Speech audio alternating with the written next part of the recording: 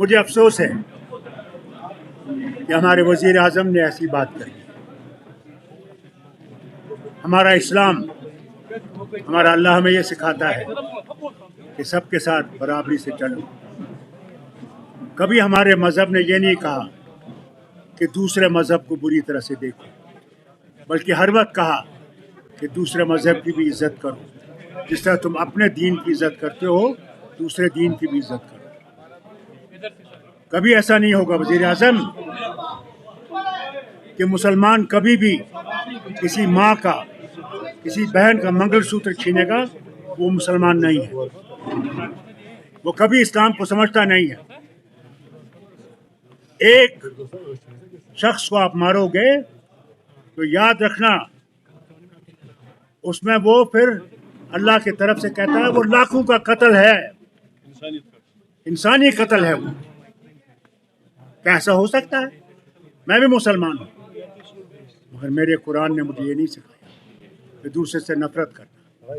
मैं उतना ही हिंदू से मोहब्बत करता हूँ जितना मैं सिख से, मुसलमान से मोहब्बत करता हूँ। मैं समझता हूँ वो भी तरक्की करेगा, हम भी तरक्की करेंगे, उसी से ये भारत उठेगा। What is appearing before us, that they want one nation, one election. How can it be possible in 28 states which are so different? Secondly, their changing of constitution has been told, they themselves are saying it, कि हमने आईन बदलाना है, हमने ये संविधान बदलाना है। ये एक ही दफ़ा इलेक्शन होगा और जिस तरह प्यूटन साहब बैठे हुए हैं, इसी तरह ये भी अपने वज़ीर आज़म को बिठाना चाहेंगे, जो जब तक वो जिंदा हैं वो रहेंगे, दूसरा आएगा वो भी चलाएगा। नहीं तो मुझे ये बताइए, ये क्यों कह रहे हैं कि 2047 तक? क्या ये 2047 तक रहेंगे? वो कैसे है?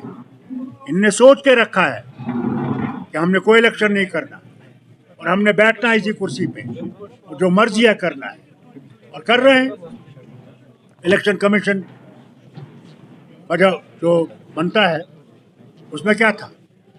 चीफ जस्टिस था of India, government of India का था, और अपोजिशन का लीडर था।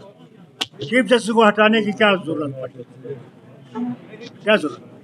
खुद देखिए आप कि वहाँ 2 हुकूमत के नुमाइंदे हैं, एक अपोजिशन है। वो क्या कर सकते? जो उनकी मर्जी है वो करेंगे। पता नहीं है कि वो असेंबली इलेक्शन होंगे, कब होंगे। ये तो इलेक्शन, ये तो सुप्रीम कोर्ट ने कहा है। क्या पता अगर ये जीत जाएंगे तो सुप्रीम कोर्ट भी दबा देंगे। मैं तीनों से गुजारिश करना चाहता हूँ, आज़ाद साहब हो, सजाद लोन साहब हो, वो अपने बुखारी साहब हो, उन्हें ये देखना चाहिए जिनकी तरफ से वो खड़े हैं उनका रवैया क्या है मुसलमानों के लिए। बस मैं इनसे यही कहना चाहता हूँ, जिन मुसलमानों को ये बरगला रहे हैं आज, क्या वो मुसलमान कल बचेंगे?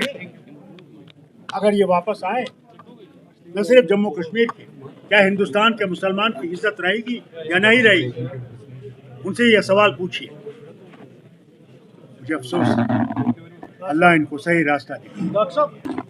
If these people come, there will be far greater crisis than what you are facing today.